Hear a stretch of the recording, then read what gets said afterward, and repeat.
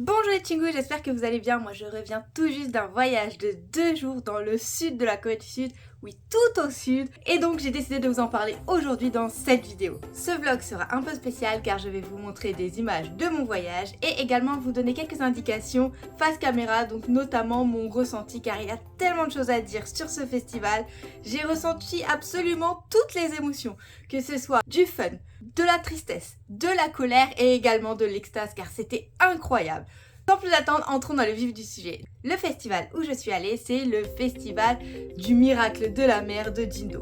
Avant de te parler de ce festival, parlons tout d'abord de l'endroit où il a eu lieu. Comme je t'ai dit, c'est à Jindo.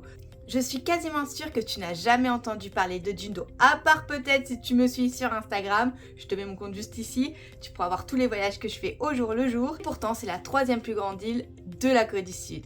Et c'est la région qui est le plus au sud-ouest du pays. Depuis Séoul, ça m'a pris 6 heures de route. Oui, c'est long et surtout, il y avait des bouchons. Sans bouchons, je pense qu'on peut y être en 5 heures. Les avantages de l'île Jindo, c'est qu'il n'y a pas besoin de prendre ni l'avion ni le bateau, on peut y aller en voiture ou en bus car il y a un pont qui relie directement Haenam, donc la partie qui était auparavant le plus au sud-ouest du pays, jusqu'à l'île. Jindo, ce n'est pas seulement l'île, c'est également le nom de la région et elle compte 230 îlots en plus de cette grande île. Et seulement 45 de ces îlots sont habités. Bon, maintenant on en a assez dit sur l'île de Jindo, passons directement au festival. On est au festival du miracle de la mer de Jindo. Et on va traverser ce soir la mer, donc il fait un peu froid, il y a du vent, parce qu'on est au bord de la mer et la vue, elle est trop belle. Ça faisait déjà un long moment que j'avais envie d'y aller car j'avais vu des photos sur internet et ça avait l'air juste incroyable. Et donc j'ai sauté sur l'opportunité pour y aller cette année. Dès qu'on est arrivé au festival, il y a bien une chose qui m'a surprise, c'est qu'il n'y a pas grand monde. Alors j'ai fait beaucoup de festivals, mais celui-ci c'était sûrement celui qui avait le moins de stands et également d'activités car oui c'est une île, il y a peu de touristes, que ce soit des touristes locaux ou des touristes étrangers. Comme il y avait personne, c'était assez agréable de se promener et en plus comme il y a peu d'étrangers, les locaux veulent nous faire découvrir leur culture. J'ai fait de superbes rencontres. Avec mes amis on s'est arrêté au stand de calligraphie juste pour observer et là le monsieur me propose de venir derrière lui dessiner et j'étais là, d'accord, merci, on y va. Sauf que ce que je me dis attendez encore moins, c'est qu'il m'a fait dessiner celle que je voulais le plus faire. Donc c'était vraiment un moment incroyable. Donc il m'a appris, me tenait le bras comme une enfant pour me faire dessiner. Moi j'ai un beau souvenir, j'ai une calligraphie. Vous voulez que je vous la montre? Attendez, je vais aller vous la chercher. Bon alors malheureusement j'ai dû la plier dans mon sac, donc elle est un peu froissée. Mais un petit coup de fer passé et ça ira donc. Voilà. Il m'a fait écrire mon nom, mon pays et également le nom du festival. En allant un peu plus loin, il y avait un stand d'un monsieur DJ qui était tout seul au milieu de la route. Et là, il me propose de monter dans son camion et de danser avec lui. Je dis pourquoi pas, on y va. Et il était hyper gentil. Franchement, les gens là-bas étaient super accueillants et chaleureux. C'était vraiment le moment le plus fun de la journée. Plus tard, il y a eu le spectacle des chiens Jindo. Alors pour ceux qui ne connaissent pas, Jindo, c'est une race de chiens qui a pris le nom de l'île. Ces chiens sont reconnus pour être gentils et loyaux.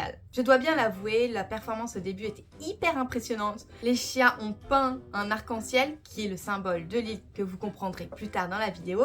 Il y avait aussi celui qui savait compter. Le public lui donnait des tables de multiplication ou des additions et lui devait donner sa réponse en aboyant. Donc là, c'était aussi incroyable car il répondait vraiment juste à toutes les questions. Il y a également eu d'autres performances avec des cordes à sauter. Par contre, il y a eu plusieurs choses que je n'ai pas aimées dans cette performance. Les images que je viens de vous montrer, j'ai flouté l'arrière-plan, mais voici ce à quoi l'arrière-plan ressemblait sans le floutage. Oui, les chiens étaient dans des cages hyper minuscules. C'était horrible à voir, ça m'a fait mal au cœur, mais c'est pas le pire. Enfin, c'est pas le pire. Je peux pas comparer les deux sont aussi craignos l'un que l'autre. Il y a eu un moment où les chiens devaient sauter dans des cerceaux. Le présentateur leur fait sauter déjà un cerceau, puis deux, en les mettant l'un à chaque fois à côté de l'autre. Donc il y avait un cerceau, puis deux, puis trois, puis quatre, puis cinq, comme vous pouvez le voir sur ces images. Sauf que après, le présentateur a commencé à dire on va ajouter encore un cerceau et on va en faire sauter 6 d'un coup.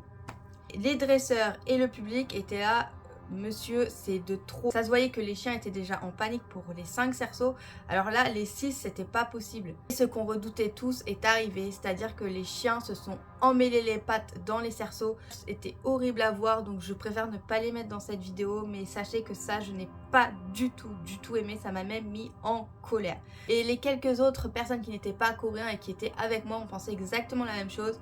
Les chiens, un, avaient l'air malheureux, et de deux, le coup des 6 cerceaux d'affilée, là c'était la goutte d'eau qui avait débordé le vase. Passons à un sujet un peu plus joyeux, pas tant que ça en fait. On va parler de la légende de ce festival. En Corée du Sud, il y a énormément de légendes et ce festival n'en fait pas exception. Cette légende débute dans les années 1480, au début de la dynastie Joseon.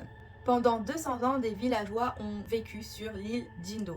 Sauf que celle-ci se faisait très souvent attaquer par des tigres. Et ces tigres, malheureusement, attaquaient les villageois et beaucoup ont perdu la vie. Un jour, les habitants de cette île ont décidé de la quitter pour aller sur une autre île qui est plus près, qui est l'île Mokdo. Sauf qu'en allant sur cette île, ils ont oublié une personne qui était une grand-mère, une vieille dame, appelée la grand-mère Pong. Elle est donc restée toute seule sur cette île.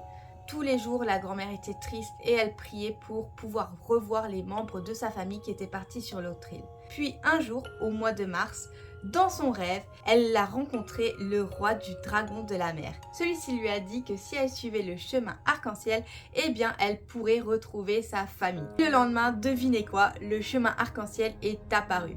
Donc elle a commencé à marcher toutes ses forces pour pouvoir aller revoir sa famille. Et sa famille qui était sur l'autre île a aussi vu ce chemin et a aussi marché pour aller la voir. Sauf que malheureusement, la grand-mère, eh bien, elle marchait pendant plusieurs heures. C'était très difficile pour elle car elle n'était plus toute jeune. Elle avait mal aux jambes, elle était exténuée. Au milieu du chemin, elle est tombée et elle n'arrivait plus à se relever. Cependant, pour elle, ce n'était pas grave car son vœu était exaucé. Elle a revu sa famille et c'est tout ce qui comptait pour elle, même si c'était le dernier moment de sa vie. Donc voilà, c'est une histoire assez triste. Et c'est pour rendre hommage à cette légende que tous les ans a lieu le festival du miracle de la mer. Beaucoup de gens viennent emprunter ce chemin lors du festival pour demander à ce que les vœux des gens qu'ils aiment, donc de leur famille, soient exaucés. Maintenant qu'on a vu la légende, c'est parti pour aller au festival. Le festival a lieu tous les ans au mois de février du calendrier lunaire. Donc c'est à peu près au mois de mars. Attention car chaque année la date est différente. Si cette année en 2024 le festival a eu lieu le soir quand il faisait nuit, l'année dernière il a eu lieu en pleine journée. Donc vraiment j'ai eu beaucoup de chance sur ce point là car je pense que la nuit c'est encore mieux de le faire. Pourquoi il est différent chaque année? Eh bien tout simplement car il dépend de la nature. Oui, ça dépend de la marée haute, de la marée basse et également s'il y a beaucoup de vent, s'il pleut, bref. Ça dépend beaucoup de la météo. Pour vous donner un aperçu, voici à quoi ressemblait la mer lorsque l'on est arrivé au festival et voici quand la mer s'est séparée en deux. La mer est donc séparée en deux en laissant un petit chemin où on peut marcher dessus. C'est pour cela que beaucoup de locaux l'appellent également le miracle de Moïse. Vous savez, lorsqu'il sépare l'eau en deux, et bien c'est exactement la même image. Pour y aller, il faut bien se préparer, donc on prend des bottes, une lampe torche et également des gants pour ramasser des coquillages. Beaucoup de locaux l'ont fait, nous on a préféré profiter en marchant sur le chemin le plus loin possible. Par contre la tenue, sexy. Avant de traverser ce chemin, on nous a dit qu'on aurait des lampes torches car malheureusement il y avait trop de vent pour pouvoir avoir les torches avec le feu au bout. Il y a beaucoup de vent. Mais à la dernière minute on nous a quand même donné des torches donc avec le feu au bout, sauf que le feu n'a pas duré longtemps. Au bout de 5 minutes il était déjà complètement éteint car il y avait beaucoup de vent. Comme c'était le soir et que la nuit est tombée assez rapidement, on a dû se dépêcher. Je crois qu'on est resté 20 minutes sur le chemin à marcher aller-retour. Donc c'était très peu mais c'était une superbe expérience. Comme on dit souvent, des images parlent plus que des mots. Donc je vous laisse apprécier ce festival en images.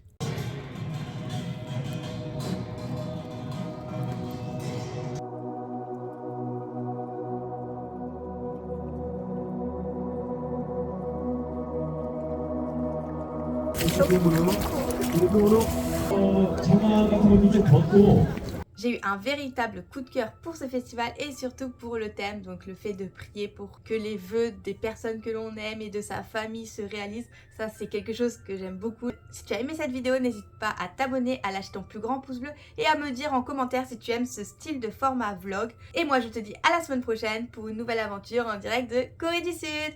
Annyeong! Ah, et j'en profite de cette fin de cette vidéo pour te dire que si jamais tu veux aller en Corée du Sud, je propose des services de carnet de voyage. Si tu veux aller en Corée et découvrir le pays d'une autre façon, d'une façon un peu plus authentique et locale, c'est dans mon lien en description.